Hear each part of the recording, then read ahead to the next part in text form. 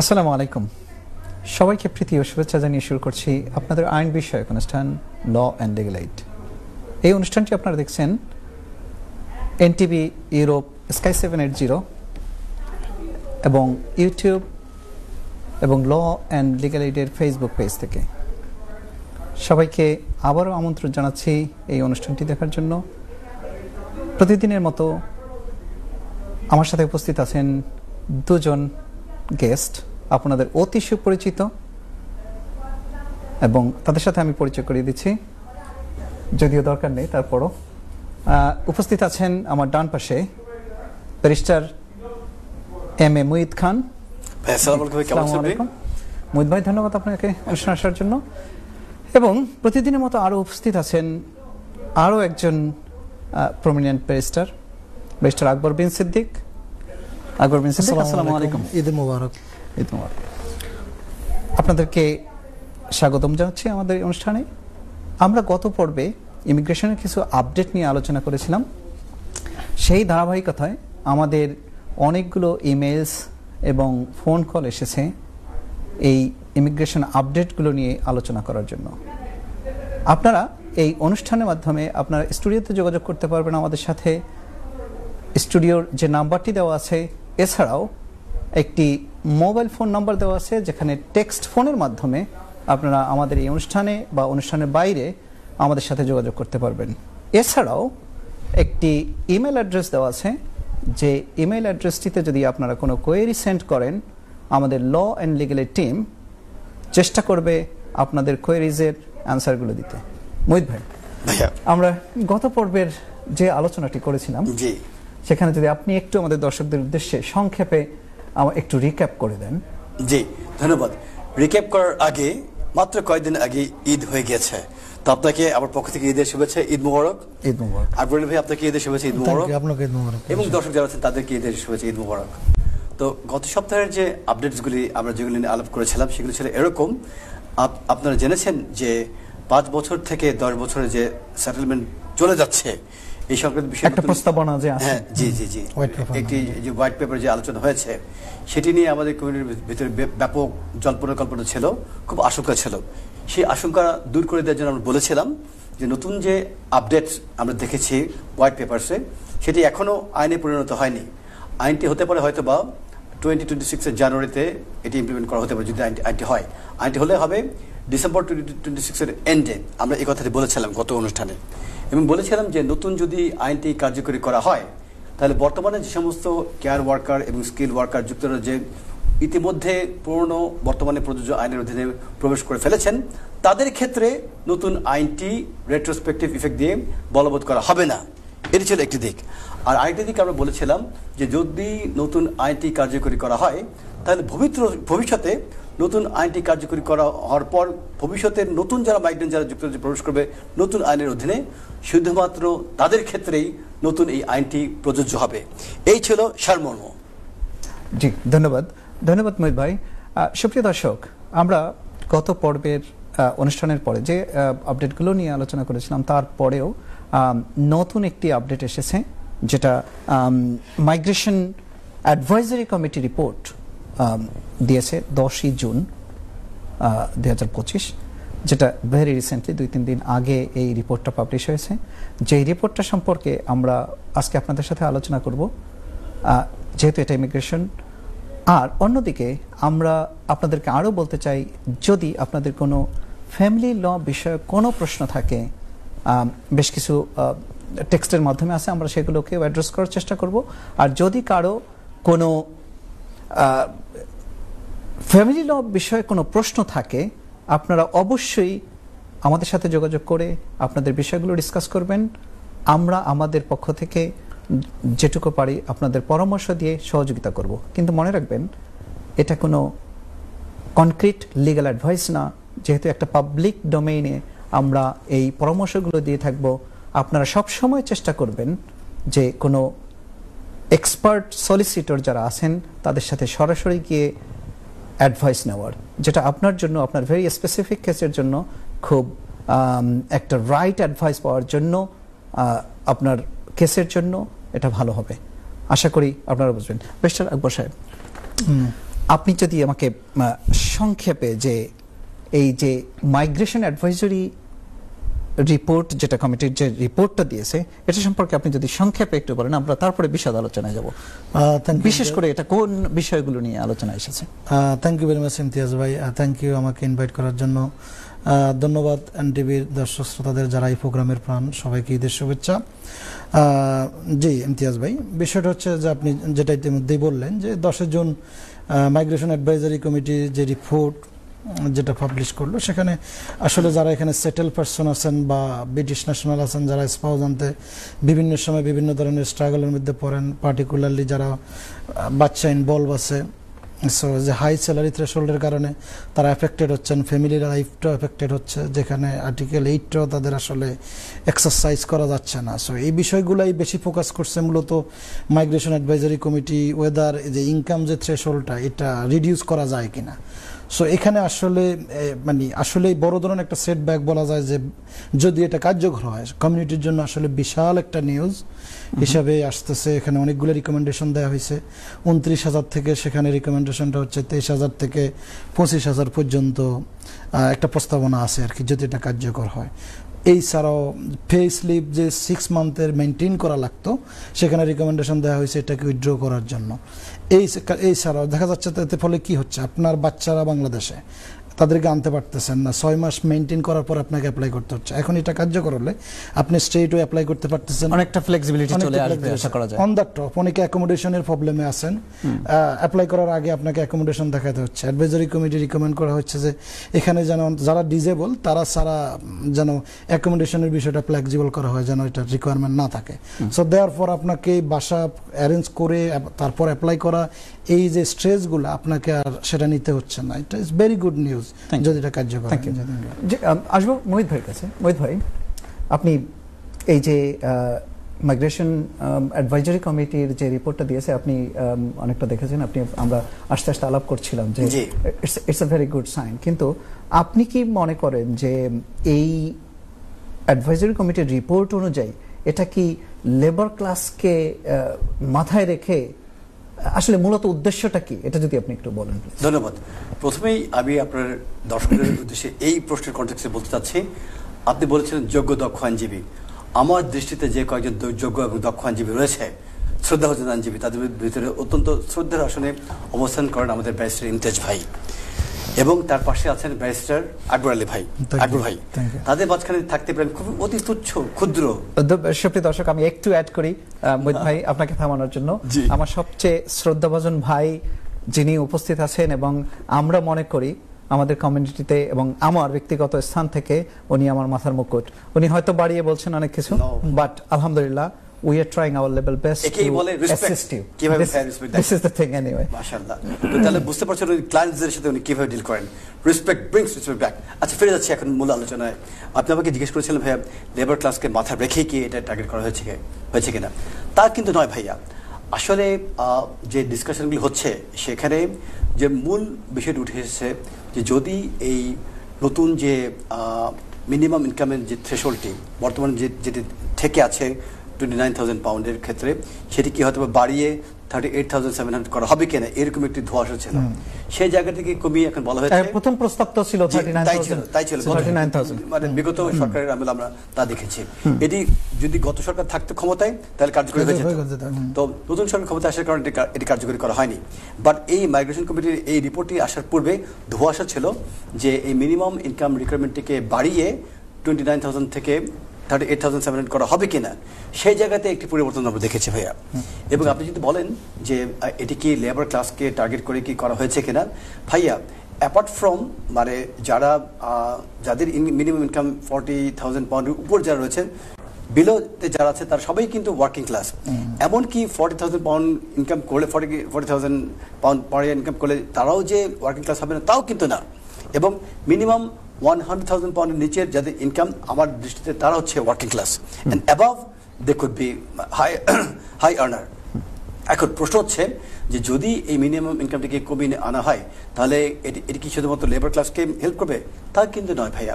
এটি labour class এবং upper class যারাই যে ধরনের ইনকামই যারা করে থাকুক না কেন, দু ধরনের ক্লাসকে এটি সাহায্য করবে। প্রথমত আমি প্রশ্নটা এজন্য করেছি, সেটা হচ্ছে যে আপনি দেখবেন যাদের income threshold above 29,000 at the present, তো তাদের তো এটা নিয়ে মাথা ঘামাতে হচ্ছে না।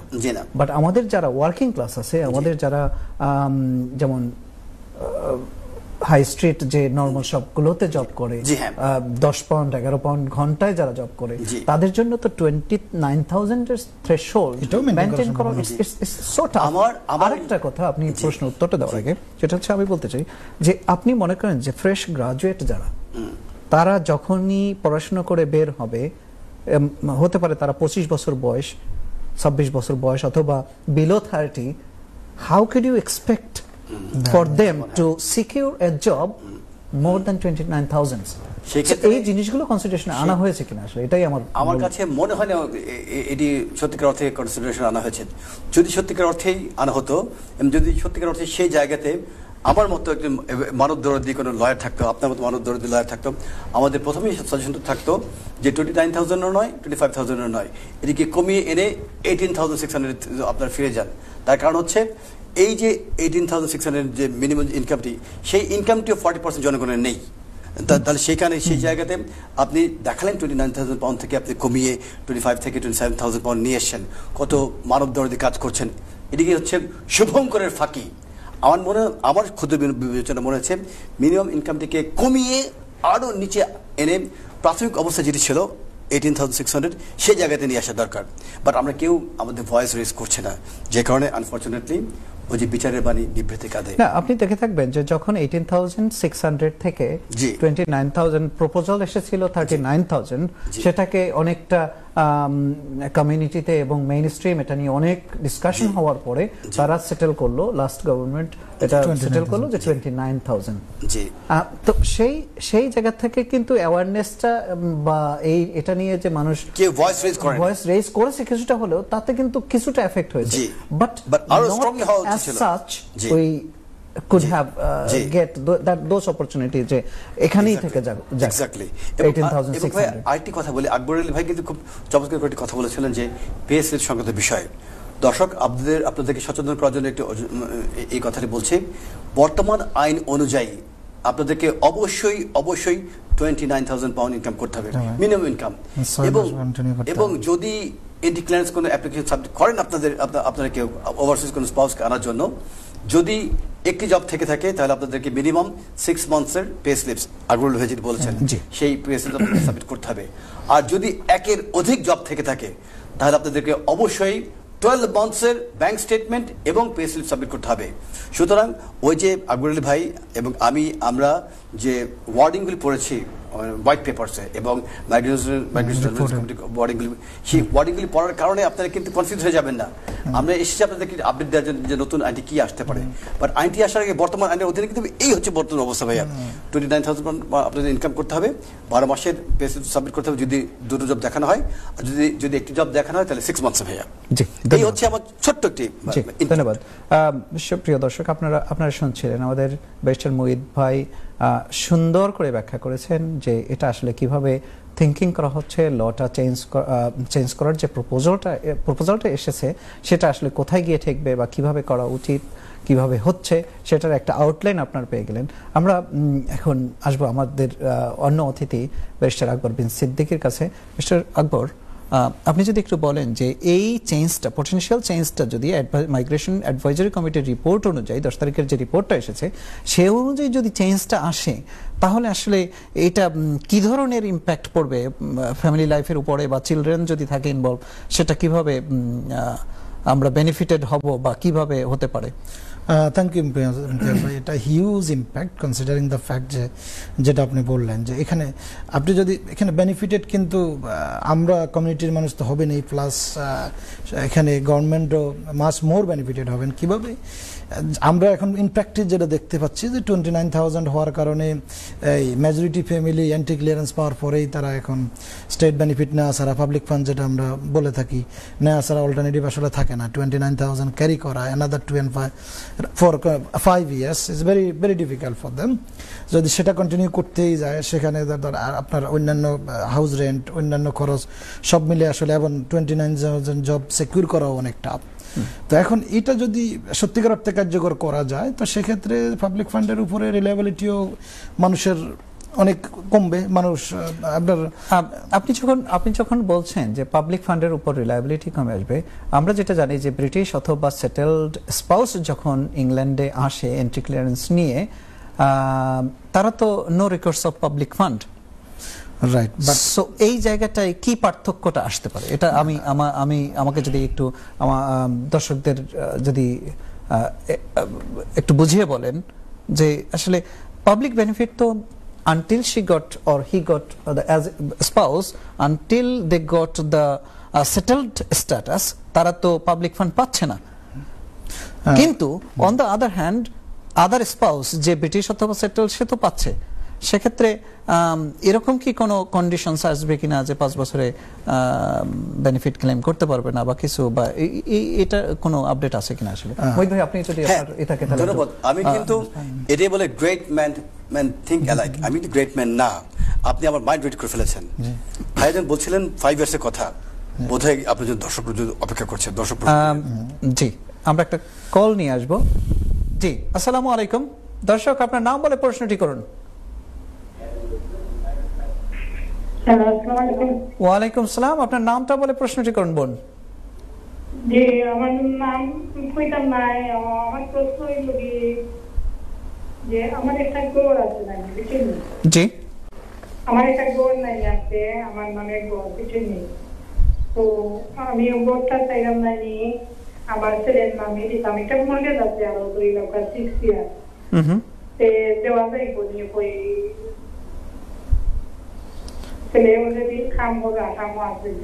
আপনি ছেলেকে দিবেন কিভাবে? আপনি দান করে দিবেন?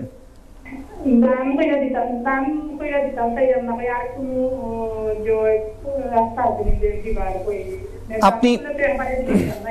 আপনি মর্টগেজ তো আপনি পে করেন তাই না? জি। আপনি কি এরকম কোনো চিন্তা করছেন যে উইল করে দিবেন বা কিছু? উইল কইরা না কি এমনি টাকলো কি তার নামে, আমার নামটাকে এক্সট্রাইতাম চাইলাম না কি তার নামে টাকলো। আর পরবর্তীতে বাদে আমি রিটার্ন আনতাম পারিনি, ওরা কোন কথা ছিল না। বোন, আপনি উইল সম্পর্কে কি কোনো আইডিয়া আছে আপনার? যে আইডিয়া আছে উইল কইরা দেওয়া যায়। আপনি যেহেতু আপনি বোন যে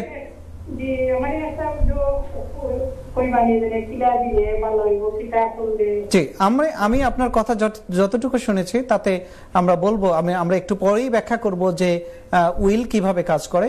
কিন্তু আমার একটা প্রশ্ন আপনি যাওয়ার আগে, সেটা হচ্ছে যে আপনি এখন ট্রান্সফার করতে চাচ্ছেন আপনার ছেলের নামে, বাট পরবর্তীতে আবার এটাকে আবার নিতে চাচ্ছেন আপনার নামে। এর পিছনে কি কোনো স্পেসিফিক কারণ আছে যে কেন নিতে চাচ্ছেন বা কেনই বা এখন দিতে চাচ্ছেন? এটা কি কোনো কিছু বলবেন, আমাদের সাথে শেয়ার করবেন?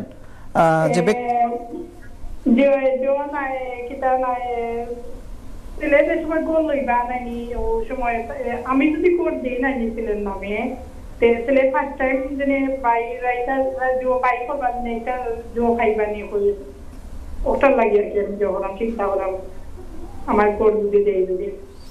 ওকে,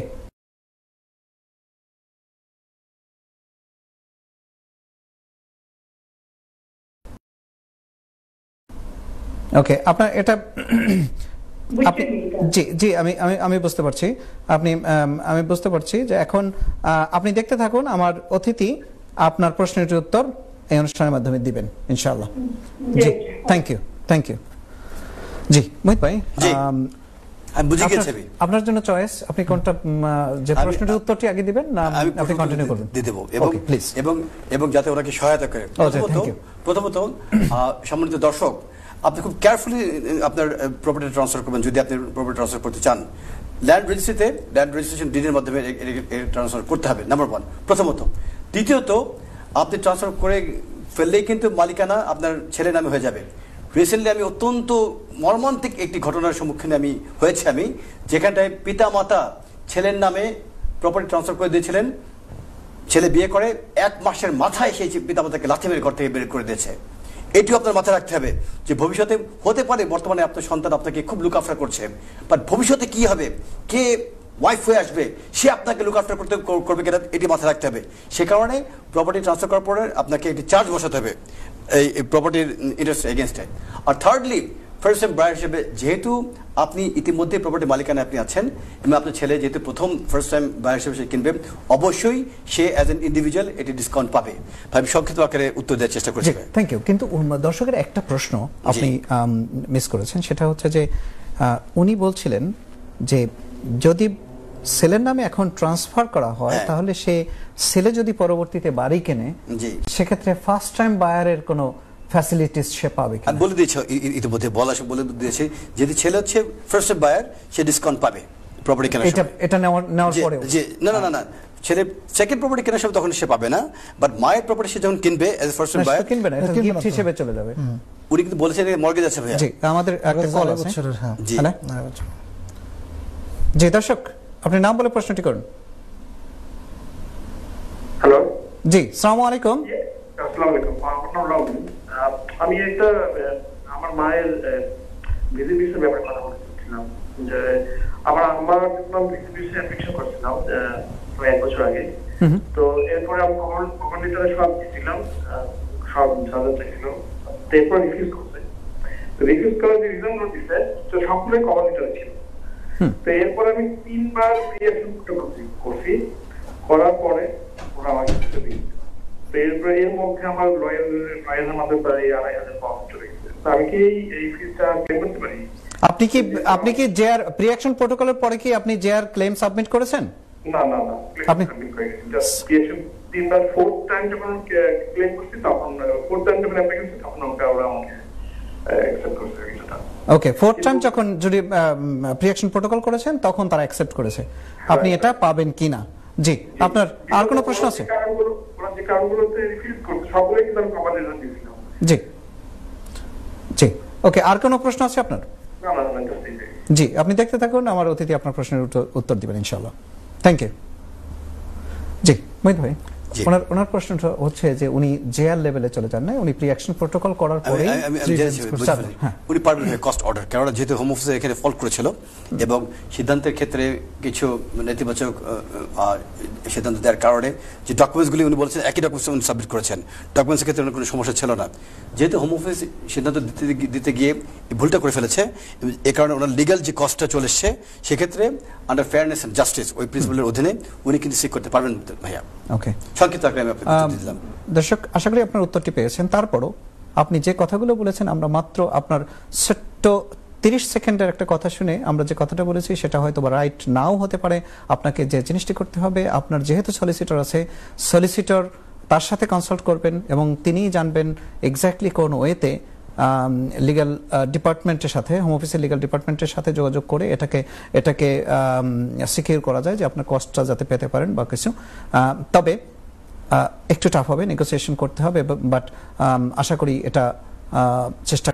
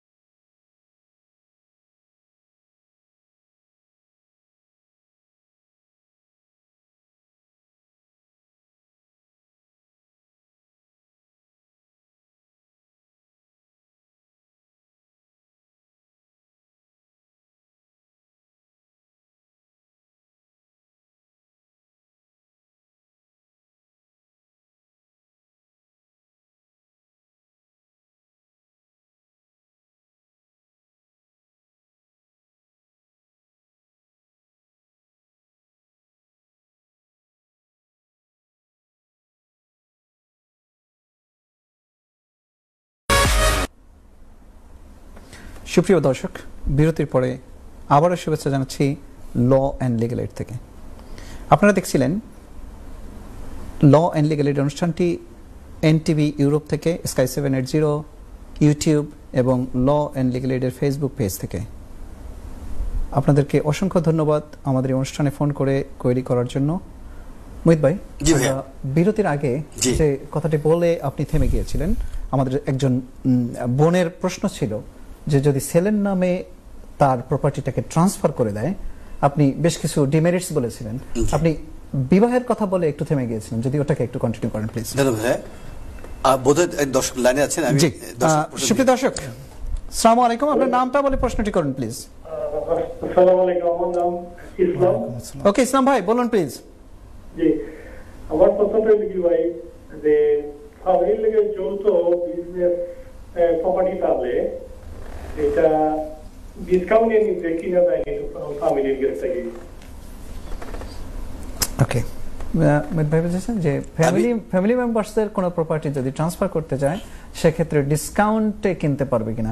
আপনি কি বলছেন যে আপনি ফর এক্সাম্পল প্রপার্টির ভ্যালু আছে 300,000, আপনি ওটাকে বলতে চাচ্ছেন যে আপনি 100,000-এ কিনতে পারবেন কিনা? আমি আমার নেফিউ শেয়ার হোল্ডার আছি আর কি, বাট আমার নামে বাইকনার নামটাকে যদি আমি কিনতাম চাই আর কি, আমার শেয়ারটা, এটা ডিসকাউন্টে কিনা যাইব নি? সেই ক্ষেত্রে কিন্তু ভাই ডকুমেন্টস গুলো চেক ব্যাক করে একজন মানে ওয়ান টু ওয়ান ইয়ারে কথা বলতে হবে, কারণ হুট করে যদি উত্তর দিয়ে দেওয়া হয় তাহলে এটা বোধহয় ওনার জন্য হার্মফুল হয়ে যাবে, এটা ওনার জন্য ওয়াইজ অ্যাডভাইস হবে না ভাইয়া। এখানে দর্শক আপনি দেখতে থাকুন, আমরা এটাকে অ্যাড্রেস, আর কোনো প্রশ্ন আছে আপনার? আমরা অ্যাড্রেস করার চেষ্টা করব, যদিও আজকের এই অনুষ্ঠানটি আমাদের মর্টগেজ নিয়ে করছি না, বাট আলহামদুলিল্লাহ আমরা বেশ কিছু প্রশ্ন পাচ্ছি মর্টগেজ নিয়ে। আশা করি পরবর্তীতে আমরা একটা ডিটেইলড প্রোগ্রাম করার চেষ্টা করব, বাট তবুও আপনি যে দর্শক এই অনুষ্ঠানটি দেখছেন, আমরা চেষ্টা করব এটাকে আমাদের জায়গা থেকে যতটুকু ব্যাখ্যা করা যায়, এবং আশা করি এটাকে আপনি লিগ্যাল অ্যাডভাইস না নিয়ে এটাকে একটা ইনফরমেটিভ ওয়েতে নিয়ে আপনি যে কোনো একজন ইন্ডিপেন্ডেন্ট লিগ্যাল অ্যাডভাইজারের কাছ থেকে আপনি পরামর্শ নেবেন, এবং আপনার ভাগনা যে তাকেও একজন অ্যাডভাইজারের পরামর্শ নিতে হবে। দুজনকে দুই দিক থেকে ইন্ডিপেন্ডেন্ট পরামর্শ নিতে হবে। জি, আপনি দেখতে থাকুন। Thank you. আসসালামু আলাইকুম। জি জি ভাই, আপনি একটু ঝামেলার কথা বলেছিলেন। আমি কিন্তু ঘুরে গিয়েছিলাম, ধাক্কা দিয়ে আপনি আমাকে এখন সেই পথ দেখিয়ে দিয়েছেন। জি, সেটি কি আপনি বলেছিলেন যে ওই যদি জননী যদি তার সন্তানের নামে প্রপার্টি ট্রান্সফার করেন তাহলে কি হতে পারে। আরেকটি ভাই লুপোলস রয়ে গেছে, মানে ড্রব্যাকস রয়ে গেছে। এটি হচ্ছে এই যে ভবিষ্যতে উক্ত সন্তান যখন বিবাহ করবে অথবা বিবাহিত আছে অলরেডি, তাও হতে পারে, জানি না, তারা যদি আলাদা হয়ে যায় তখন কিন্তু আপনি জানেন, আপনি ফ্যামিলি লয়ার আপনি expert, one of the leading lawyers of the country, এবং আপনাদের লিগ্যাল এড রয়েছেন, যে আপনারা আলহামদুলিল্লাহ আমাদের কমিটির হাজার হাজার মানুষকে সাহায্য করে যাচ্ছেন। এখন তখন হবে কি, যদি সেই প্রিয়তমা স্ত্রী তার যে সন্তানের বিরুদ্ধে মামলা দায়ের করে এই প্রপার্টি নেওয়ার জন্য, তখন এই যে মমতাময়ী জননী আম ঠেলা সব হারাবেন তখন। তার কারণ হচ্ছে এই যে প্রপার্টির উপরে উক্ত মহিলা হয়তো বা 100% ক্লেম করে বসতে পারে, হয়তো 7% সে নিতে পারে, এবং বাচ্চা থাকলে তো 50% পাওয়ার তো ইন জেনারেল। আপনি জানেন দুটো কেস রয়েছে, একটি হোয়াইট ভার্সেস হোয়াইট, একটা Jones versus Jones. White versus white এই কেস অনুযায়ী 70% ওই মহিলা পেয়ে যাবে, আর জোনস ভার্সেস জোনস এর এই মামলার অধীনে 50% মহিলা পেয়ে যাবে, বাচ্চা আছে কিনা একটু বেস করে। সুতরাং যিনি জননী, ওনার উচিত আমি ট্রান্সফার করে দেব বা ইমোশনাল হয়ে গিয়ে এটা করবে, এটা করার আগে তার উচিত ওয়ান টু ওয়ান কোনো সেশন নিয়ে কারোর কাছ থেকে একটি অ্যাডভাইস নেওয়া। কেননা যে জায়গাতে ইমোশন রয়েছে আবার লিগাল রাইটস রয়েছে, লিগাল রাইটস যে জায়গাতে কাজ করে খুব স্ট্রিক্ট, ইমোশন সেখানে কাজ করে না। এই স্ট্রিক্ট লিগাল রাইটসকে শক্ত করে ধরার জন্য একজন শক্ত আইনজীবীর পরামর্শ গ্রহণ করা দরকার উক্ত জননী, যাতে করে তিনি শেষ জীবনে এসে বুকের সাথে মানে জীবন যুদ্ধ করে যাতে দুঃখে না মারা যান, এটি আমার অ্যাডভাইস হবে ভাই। জি, ধন্যবাদ মোহিত ভাই। আমি একটু অ্যাড করব, সুপ্রিয় দর্শক, আপনি যদি অনুষ্ঠানটি এখনো দেখতে থাকেন তাহলে আপনাকে মনে রাখতে হবে যে যেহেতু একটা স্বতন্ত্র একটা অ্যাডভাইস নেওয়া আপনার জন্য জরুরি, সেটা আপনি নেবেন, কিন্তু তারপরও আপনি যতটুকু বলেছেন তাতে আমাদের মনে হচ্ছে যে আপনার জন্য সবচেয়ে বেস্ট ওয়ে হবে আপনি যদি ছেলেকে ভালোবাসেন, ছেলেকে উইল করে দিতে পারেন। এবং আপনি মনে রাখবেন যে আপনি বলেছেন যে আপনি হয়তো কোনো সময় যদি এটাকে ফেরত নিতে চান, দেখুন আপনি যদি উইল করেন আপনার কোনো বাধ্যবাধকতা নেই, আজকে উইল করে আপনি 1 সপ্তাহ পরে যদি বলেন না আমি এই যে উইলটা করেছি আমার ছেলেকে সম্পত্তি দিয়ে দিয়েছি, আমি এটাকে ক্যান্সেল করে দেব, আপনি কিন্তু সাবসিকুয়েন্ট একটা উইল করে অথবা ওটাকে ক্যান্সেলের ডিক্লারেশন দিয়ে আপনি ওটাকে ক্যান্সেল করে দিতে পারেন। আরেকটা বিষয় অ্যাড করে ভেঙে জি জি ট্রাস্টও কিন্তু করতে পারেন, ফ্যামিলি ট্রাস্ট নয় কি? জি জি এবং আপনি বেস্ট সলিউশন। সো সেক্ষেত্রে আপনার উচিত হবে বোন কোনো যাতে আনডিউ ইনফ্লুয়েন্স ম্যানিপুলেশন কোনো কিছু যাতে না থাকে, আপনি একটা ইন্ডিপেন্ডেন্ট লিগ্যাল অ্যাডভাইস নিয়ে তারপর আপনি চিন্তা করবেন আপনার জন্য কোন অপশনটা ভালো হবে। আশা করি আপনার উত্তরটি পেয়েছেন। জি মোহিত ভাই, আমাদের যে দর্শক প্রশ্নটি করেছেন, লাস্ট দর্শক যেটা প্রশ্নটি করেছেন সেটা হচ্ছে যে ওনার যদি না না না উনি প্রশ্নটি করেছেন যে ভাগনার কাছ থেকে যদি নিতে, আপনি অলরেডি বলে দিয়েছেন যে এখানে আমাদের উচিত হবে এখানেও তার একটা ইন্ডিপেন্ডেন্ট, যেহেতু ভাইয়া উত্তর কিন্তু খুব সুন্দর আপনি নিজে দিয়ে দিয়েছেন, দুজন ব্যক্তি এখানটায়। আচ্ছা বলুন আপনি। না এখানে আমি আরেকটু বলতে চাচ্ছিলাম, সেটা হচ্ছে যে এখানে যদি উনি কো-ওনার থাকে তাহলে সেক্ষেত্রে ওনার জন্য ওই 100% রাইটসটা ক্লেম করাটা আমার মনে হয় যে অতটা ডিফিকাল্ট হবে না। তারপরেও আপনি যদি একটু ছোট করে প্রসিজারটা বলে দেন। এই ক্ষেত্রে টেনেন্সি ইন কমন এবং জয়েন্ট টেনেন্সি বলে একটি বিষয় রয়েছে আইনের ভাষায়, এবং এটা যারা কনভেন্সিং প্র্যাকটিস করি আমরা যারা রয়েছে আমরা বলছি অনেকে বলে টেনেন্সি ইন কমন কি জয়েন্ট টেনেন্সি কি সেটা উনি বুঝবেন না। বাট আপনার উদ্দেশ্যে বলছি, যেহেতু আপনি একজন ওনার এবং আপনার ভাগনা আরেকজন ওনার কো-ওনার, তাহলে এখানে দুজন কো-ওনার একসাথে কোএক্সিস্ট করছেন, দুটো লিগ্যাল রাইটস এখানে কাজ করছে। সুতরাং আমার যে অতি দক্ষ আইনজীবী আমার ব্যারিস্টার ইমতিয়াজ ভাই, উনি বলে দিয়েছেন ভাগনাকে উচিত একজন ইন্ডিপেন্ডেন্ট লয়ারের কাছ থেকে অ্যাডভাইস নিয়ে আসা, এবং ইন রাইটিং যিনি আপনাকে অ্যাডভাইস দিয়েছেন, এবং তাকে অবশ্যই কোয়ালিফাইড লয়ার হতে হবে। এবং আপনি যিনি ফোন করেছেন আপনারও দায়িত্ব হচ্ছেন আরেকজন ইন্ডিপেন্ডেন্ট লিগ্যাল অ্যাডভাইজার যিনি কোয়ালিফাইড লয়ার, তার কাছ থেকে অ্যাডভাইস গ্রহণ করা। এই দুই অ্যাডভাইসকে একত্রিত করে then you will decide. Otherwise live শোতে ফোন দিয়ে যদি আমাদের কাছ থেকে মানে কুইক ফিট সলিউশন আনার চেষ্টা করেন, সেটি আপনাদের জন্য হার্মফুল হবে। এই হচ্ছে আমার ক্ষুদ্র। জি ধন্যবাদ মোহিত ভাই। বেশ আকবর সাহেব, আপনি বলছিলেন যে প্রপোজাল যেটা এসেছে সেটা যদি আমাদের দর্শকদের উদ্দেশ্যে আবার একটু ছোট্ট করে বলে দেন যে এখন যে 29,000 থেকে ওদের প্রপোজালটা কি, আপনি অল্প করে যদি একটু বলে দেন যে প্রপোজালটা কি দিয়েছে। আপনি বলেছেন অলরেডি, তারপর আমি চাচ্ছি যে একটু ক্লিয়ার করে আমাদের দর্শকদের উদ্দেশ্যে। থ্যাংক ইউ দিয়াজ ভাই।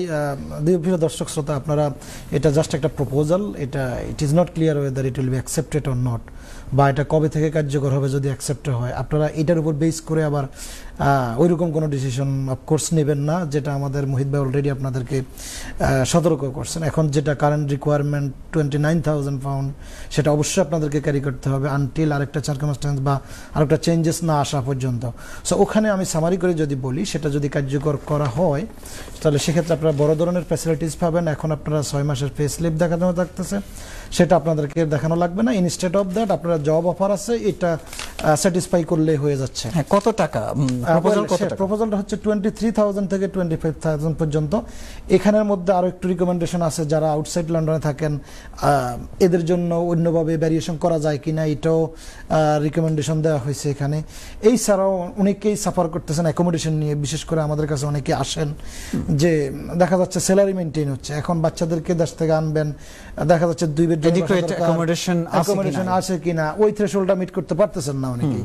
তখন এখানে অ্যাডভাইজরি কমিটি যে রিকমেন্ডেশন যে এখানে অ্যাকোমোডেশনটাও প্রয়োজনীয়তা নাই, আনলেস আপনি ডিজেবল না হয়ে থাকেন যে বা স্পেশাল নিডস আছে আপনার, তাহলে আপনাকে অ্যাকোমোডেশন রিকোয়ারমেন্টটা ফুলফিল করতে পারে, আদারওয়াইজ নট আর কি। জি অসংখ্য ধন্যবাদ barrister Akbar Prince Siddique.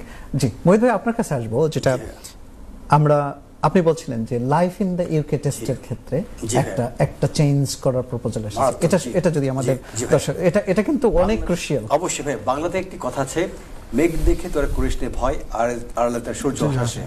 But আড়ালে তার কিন্তু টর্নেডো হাসতে পারে, যে টর্নেডো জীবন ধ্বংস করে দিতে পারে। Life in the UK test নিয়ে ভাইয়া যে প্রশ্নটা আমাকে করেছেন, কেন এই কথাটি বলেছে, বর্তমানের যে আইন, সেই আইনের অধীনে লাইফ ইন দ্য ইউকে টেস্টে 24টি প্রশ্ন রয়েছে এবং 45 মিনিটস ব্যাপী যে সময়সীমা, এর ভিতরে 24টি প্রশ্নের উত্তর দিতে হয় এই লাইফ ইন দ্য ইউকে টেস্টে পাস করার জন্য। এটি একেবারে খুব ডিফিকাল্ট তা কিন্তু নয়, এটি পড়াশোনা করলেই এটি পাস করা সম্ভবপর। বাট ভবিষ্যতে হুঙ্কার দিয়ে বলা হয়েছে লাইফ ইন দ্য ইউকে টেস্টকে খুব টাইট করে ফেলা হবে, কেননা ওয়াইড স্প্রেড ফ্রড হয়েছে। বিভিন্ন দেশ থেকে বিভিন্ন অ্যাপ্লিকেন্ট মানে নামে বেনামে অনেক পয়সা খরচ করে তারা মানে থার্ড কোনো পার্টিকে ব্যবহার করে এই লাইফ ইন দ্য ইউকে টেস্টটি অ্যাবিউজ করেছে। এই কারণে ভবিষ্যতে এটিকে টাইট করা হবে। এখন বর্তমানে যে 24টি প্রশ্ন রয়েছে হয়তো বা এটিকে বাড়িয়ে 50টি প্রশ্ন করা হতে পারে। বর্তমানে যে টাইম লিমিট রয়েছে 45 মিনিটস, এটিকে বাড়িয়ে হয়তো বা 1 ঘন্টা করা হতে পারে। বর্তমানে এটি জি হ্যাঁ জি জি এমসিকিউ বেস বলা হচ্ছে কঠিন করা হবে। কঠিন করা হলে কখনোই কিন্তু সহজ করা হবে না, যে 24টি প্রশ্ন থেকে কমিয়ে 10টি প্রশ্ন আনা হবে। কমিউনিটির তো অনেকে এখনই সাফার করছে ভয় পাচ্ছে দেওয়ার জন্য, এই কারণে সেক্ষেত্রে যদি আরো ডিফিকাল্ট হয় অবশ্যই। এই কারণে আমরা যদি বলছি মেঘ দেখে তো করতে হবে, অবশ্যই ভয় করতে হবে। এই কারণে যারাই আপনাদের ভিতরে যাদের লিমিটেড লিভ রিমেইন রয়েছে অথবা যাদের মানে ইনডেফিনিট লিভ রিমেইন যারা অ্যাপ্লিকেশন সাবমিট করবেন অথবা ভবিষ্যতে যারা ব্রিটিশ দেশে অ্যাপ্লিকেশন সাবমিট করবেন, এখনই আপনাদের দরকার উচিত লাইফ ইন দ্য ইউকে টেস্টে পাস করে ফেলার। কারণ এই টেস্টে এরকম একটি জিনিস একবার পাস করলে আপনাকে ভবিষ্যতে বারংবার এই টেস্ট দিতে হবে না। এই হচ্ছে কোনো টাইম লিমিট না। জি, সংক্ষিপ্ত একটা আপডেট বাট গুরুত্বপূর্ণ, মহা গুরুত্বপূর্ণ। জি ধন্যবাদ। আশা করি দর্শক উপকৃত হবেন এটা দিয়ে। আমার একটা প্রশ্ন আছে, আমাদের মেসেজের মধ্যে একটা প্রশ্ন আছে, সেটা হচ্ছে যে আমি আপনাকে ছোট্ট করে বলি যদি, একজন ভদ্রলোক সে টোয়েক ইস্যুতে তার ভিসাটা তার লিভ টু রিমেন ছিল 2016 সাল পর্যন্ত, কিন্তু 2016 সালের আগেই তার লিভ টু রিমেইন কার্টেলড হয়ে যায় ডিউ টু টোয়েক ইস্যু। জি ভাইয়া, সে জেআর করে কোর্ট অফ অ্যাপিলে গিয়ে এটাকে অনেক চ্যালেঞ্জ করতে করতে 2021 পর্যন্ত গড়িয়েছে। 2021 সালে এসে তারা কোর্ট অফ অ্যাপিল থেকে কনসেন্ট অর্ডার নিয়ে আসছে যে রিকনসিডারেশন করবে। রিকনসিডারেশন করতে গিয়ে ওই ভদ্রলোকের বাচ্চা ছিল, ওই ভদ্রলোক এসেছে এই দেশে 2005 সালে। এখন 2021 সালে কিন্তু তার 15তে যেহেতু কার্টেল হয়েছে, মাঝখানে তার গ্যাপ ছিল, সে 2021 সালে তার চাইল্ড রুটে তাকে অ্যাকসেপ্ট করেছে, রিকনসিডারেশন করেছে, চাইল্ড রুটে তাকে 2.5 বছরের ভিসা দিয়েছে। এখন তার এক্সটেনশন করতে হবে। তার প্রশ্নটা হচ্ছে যে যেহেতু 2010 থেকে তার কোনো ছিল না, গ্যাপ ছিল না, 2016তে 15তে এসে কার্টেল করা হয়েছে, যার কারণে তার লিভটা ব্রেক হয়ে গেছে। চ্যালেঞ্জ করে সে ভিসাও পেয়েছে। এখন সে কি 2010 থেকে যদি এখন 2025 আসে, তার এই কন্টিনিউটি দিয়ে সে indefinite leave to remain apply করতে পারবে। আমি বুঝে ফেলেছি ভাই, দেখতে হবে মাঝখানে কোনো গ্যাপ আছে কিনা। যদি ভিসাটি কার্টেল করে দেওয়া হয়ে থাকে 2012 অথবা 15তে, এবং আমি এই এক্সাম্পল দিয়ে বলছি, এবং এই কার্টেল হয়ে যাওয়ার পরে যদি তিনি চ্যালেঞ্জ করে যান বাট থেমে থেমে থেমে থেমে তাকে কোনো পারমিশন দেওয়া হয়নি, ভবিষ্যতে গিয়ে তিনি যদি কোর্ট অফ অ্যাপিল থেকে তিনি যদি কোনো অর্ডার নিয়ে আসেন পজিটিভ আউটকাম রিকনসিডারেশন, কিন্তু এখানে করতে হবে এরকম যে ইদার ফার্স্ট ইয়ার ট্রাইব্যুনাল অথবা আপার ট্রাইব্যুনাল থেকে টয়েকের এগেইনস্ট ওনাকে উইন করতে হবে। উনি টয়েক টেস্ট দেননি এটা ওনাকে প্রমাণ করতে হবে। সিম্পলি উনি ওনার এই কেসটাকে after the case laws update home office এটাকে আর চ্যালেঞ্জ, তার অ্যাপিলেন্ট গ্রাউন্ডসটাকে চ্যালেঞ্জ করেনি। আমি বলছি আপনাকে ওইদিকে সমস্ত দর্শকরা পেয়ে যাবেন, প্রচুর হাজার হাজার টয়েক ভিকটিম এখনো মানে কাটছে, মানে সঠিক পরামর্শ না পাওয়ার কারণে। এখন যদি তিনি কোর্ট অফ অ্যাপিল থেকে কোনো রায় যদি তার পক্ষে আসে, এর অর্থ এই নয় যে তিনি ওই যে মাঝখানে যে গ্যাপ, খান কেস ল বলে কেস ল আছে, এটিকে ব্যবহার করে তিনি ইনডেফিনিট লিভ রিমেইনের জন্য অ্যাপ্লিকেশন সাবমিট করতে পারবেন। তিনি করতে পারবেন তখনই যদি আমাদের একজন দর্শক আছে, আমরা উত্তরটি নিয়ে আসি, সরি প্রশ্নটি নিয়ে আসি, উত্তরটি আমরা কন্টিনিউ করব। জি দর্শক, আসসালামু আলাইকুম। হ্যালো, আসসালামু আলাইকুম ভাই, আমি মোহাম্মদ শরীফুল কুরাইশ, আপনাদেরকে আমি প্রশ্ন রাখতাম পারি? জি কুরাইশ ভাই বলেন। আচ্ছা, আমি যদি কোনো একটা অফিসে অ্যাপ্লিকেশন করি, আমি এটা জবাব পাইতাম পারি? যে অফিস বলতে কোন ধরনের অফিস ভাইয়া? ইউনাইটেড নেশন, 3 জন ইউএন সেক্রেটারি জেনারেল আমার ছিলেন। ওকে ওকে, আমরা দর্শককে হারিয়ে ফেলেছি,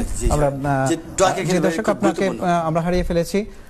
আপনি যেটা বলছিলেন, তো দর্শকদের যেটা বলছিলাম ভাইয়া, যদি ওই অ্যাপ্লিকেন্ট ফার্স্ট ইয়ার ট্রাইব্যুনাল অথবা আপার ট্রাইব্যুনাল থেকে যদি প্রমাণ করতে পারেন যে তিনি এই টয়েক টেস্ট দেননি, সেই ক্ষেত্রে এই যে মাঝখানে যে গ্যাপ পিরিয়ডটি ভাইয়া, ধরেন 15 থেকে উনি শুরু করেছেন যাত্রা, 20-এ গিয়ে লিগ্যাল যে রাইট পেয়েছেন, যুদ্ধ শেষ করার পর অনেক রাইটস দেওয়া হচ্ছে, বাট এই রাইটসটি যদি ফার্স্ট ইয়ার ট্রাইব্যুনাল অথবা আপার ট্রাইব্যুনাল থেকে যদি না এসে থাকে, তাহলে কিন্তু যে গ্যাপ পিরিয়ডটি, এই গ্যাপ পিরিয়ড ফিল আপ করাটা খুব ডিফিকাল্ট ভাইয়া, বাট খান কেসের অধীনে।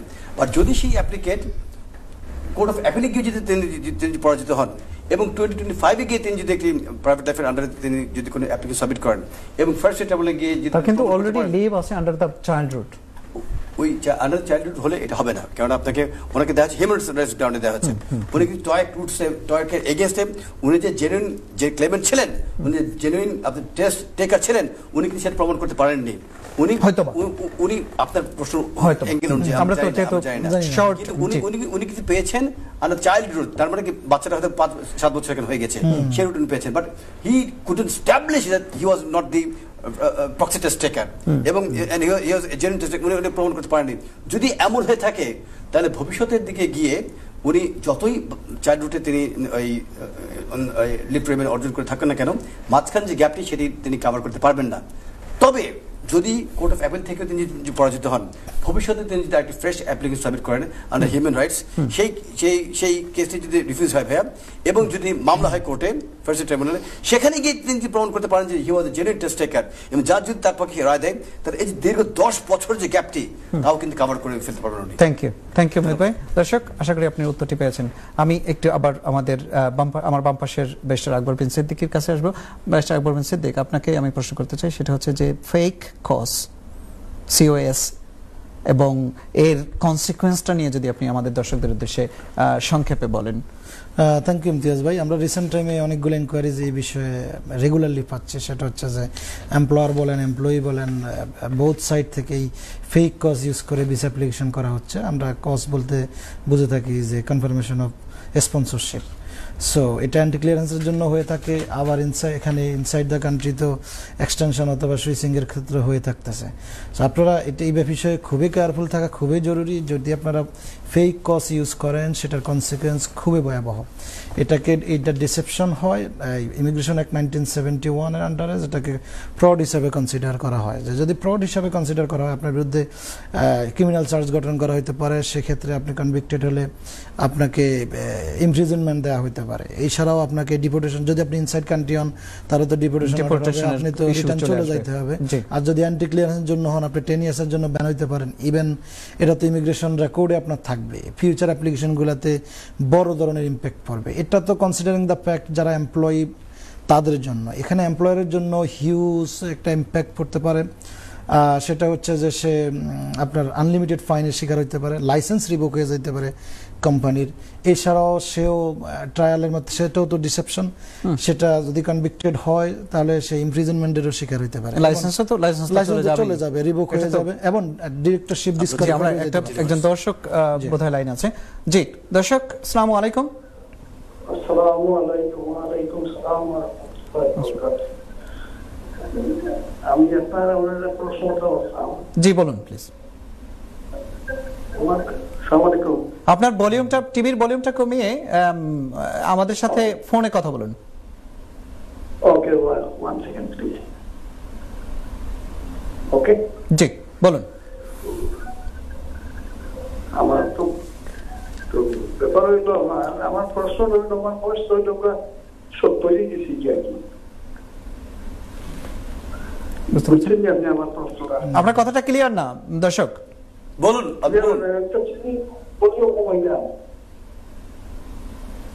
হ্যালো, ঠিক আছে? হ্যাঁ শুনতে পাচ্ছি, আপনি প্রশ্ন বলে যান। আমার প্রশ্ন হইল যে আমার বয়স হয়েছে 70। জি দর্শক, আপনার লাইনটি কেটে কেটে আসছে, আমরা কথা আপনারটা ক্লিয়ারটা শুনতে পাচ্ছি না। হ্যালো, আমরা মনে হয় দর্শককে জি আপনি টিভির রুম থেকে অন্য রুমে গিয়ে কথা বলুন, কারণ হচ্ছে ইকো হয়, অনেক সময় শোনা যায় না। আপনারা আমাদেরকে দেখে বুঝে আপনি প্রশ্ন করছেন, হবে না, পাশের রুমে গিয়ে কথা বলুন। আচ্ছা, এখন জি বলুন। Much better. আমার বয়স 70। জি, তখন মনে হইল আমি ওই যে মানে বর্তমানে কোনো আইন আছে, আমি আমার চলার দরকার আছে, বাংলাদেশ চলার। এখন আমি একটা কোর্স ছাড়া ফ্রি চিন্তা করা যাইব। কি কি কি কি দরকার? থাকতে চাচ্ছে 70 ইয়ার্স আপ হয়ে গেছে আর কি। এখন ব্যাপার তো এটা তো কোর্স যেটা নাকি আপনার সলিসিটার বা রেজিস্ট্রার ফিচারতে দেন? হ্যাঁ, এটা কিসের জন্য, কোন পারপাসে? আপনার বয়স 70 হয়েছে, আপনি কোন কাজের জন্য আপনি সরকারের সহযোগিতা চাচ্ছেন? সলিসিটরের কস্ট আপনি বিয়ার করতে পারবেন না, কোন বিষয়? ইমিগ্রেশন না কোন ফ্যামিলি বিষয়ে? না, ফ্যামিলি বিষয়, ফ্যামিলির ব্যাপারে, ফ্যামিলি আমি চাই। তো ব্যাপার হইলো আজকে বহুত দিন ধরে আছে, কোনটা কেস করতাম, আমি যখন পয়সা লাগে পয়সা তো আমি দেওয়া, আমি খাইয়া পয়সা তো পয়সা দেওয়া। জি দর্শক, আপনার যদি কোনো, আমি একটু সংক্ষেপে বলে দিচ্ছি, আমি জানি না আপনার সাবজেক্ট ম্যাটার কি, আপনার যদি ফ্যামিলি ম্যাটারস নিয়ে যদি কোনো লিগ্যাল এইডের প্রয়োজন হয়, লিগ্যাল এইড বলতে যে আপনাকে নিজেকে প্রাইভেটলি কোনো কস্ট সলিসিটরে দিতে হবে না, আপনি সলিসিটরের কস্ট লিগ্যাল এইড এজেন্সি বিয়ার করবে। এটা যদি কোনো ফ্যামিলি কেস হয়, আপনি বলেছেন আপনি 70 বছর বয়স এখানে কোনো ফ্যাক্টর না, আপনার যেহেতু বলেছেন ইনকাম, আপনি যা ইনকাম আছে, আপনার যা আছে সেটা দিয়ে আপনি লাইভলিহুড মেনটেন করছেন, সো সেই জায়গা থেকে আপনি লিগ্যাল এইডের ফ্যাসিলিটিস পেতে পারেন। বাট এটা ডিপেন্ড করবে আপনি কোন বিষয়ে, কোন কেসের জন্য, কিসের জন্য লিগ্যাল এইড চাচ্ছেন।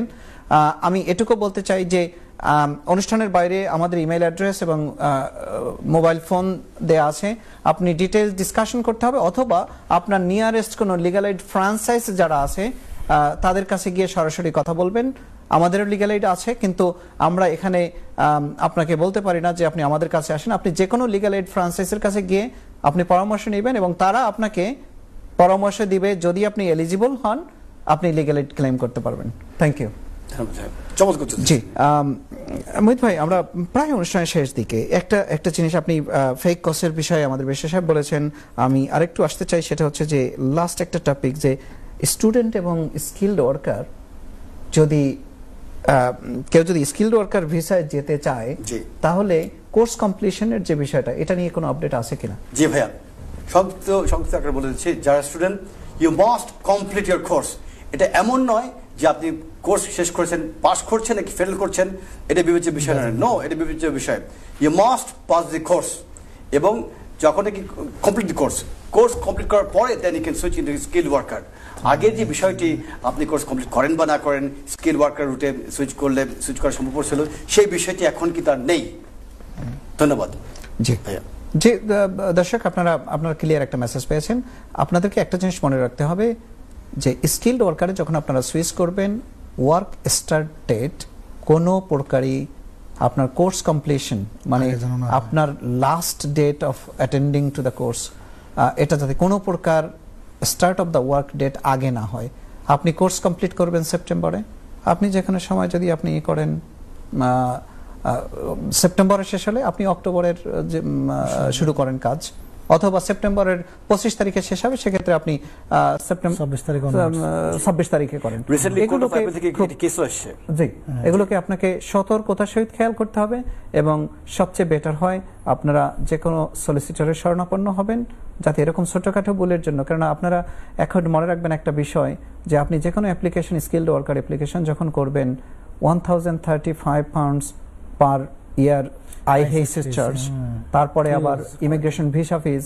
সো এগুলো যাতে আপনাদের কোনো প্রকার ইমিগ্রেশন ভিসা ফিজটা নষ্ট না হয় সেদিকে খেয়াল রাখতে হবে, এবং কসেরও একটা টাকা থাকে, সেক্ষেত্রে অনেক আপনারা একটা ঝামেলায় পড়ে যেতে পারেন যদি একটা ভুল হয়। আশা করি এগুলোর বিষয়ে আপনারা সতর্ক থাকবেন। আমরা অনুষ্ঠানের একদম শেষ প্রান্তে, মোহিত ভাই, আমরা অনেকগুলো আপডেট নিয়ে কথা বলছিলাম, এগুলোকে আমরা কন্টিনিউ করব এবং এগুলো নিয়ে কথা বলবো। আপনি যদি শেষ মুহূর্তে 30 সেকেন্ডের জন্য দর্শকদের